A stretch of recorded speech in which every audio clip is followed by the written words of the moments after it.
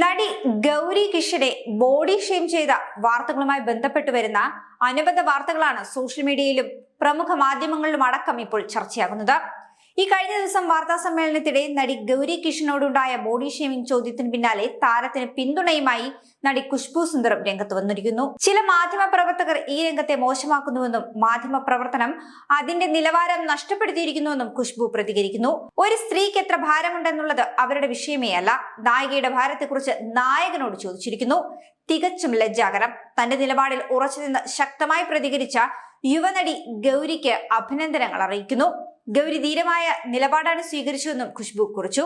ബഹുമാനം ഒരിക്കലും അങ്ങോട്ട് മാത്രം നൽകേണ്ടതല്ല എന്നും ബഹുമാനം കിട്ടണമെന്നുണ്ടെങ്കിൽ അത് കൊടുക്കാൻ പഠിക്കണമെന്നും ഖുശ്ബു കുറിക്കുന്നു. അതേസമയം അതേഴ്സ് എന്ന ഏറ്റവും പുതിയ ചിത്രത്തിൽ സഹനടൻ ആദിത്യ മാധവൻ ഗൗരിയെ എടുത്തുയർത്തുന്ന ഒരു രംഗമുണ്ട്. നേരത്തെ ഇതുമായി ബന്ധപ്പെട്ട് ഗൗരിയുടെ ഭാരത്തെക്കുറിച്ച് ഒരു യൂട്യൂബർ ചോദ്യം ഉന്നയിച്ചു.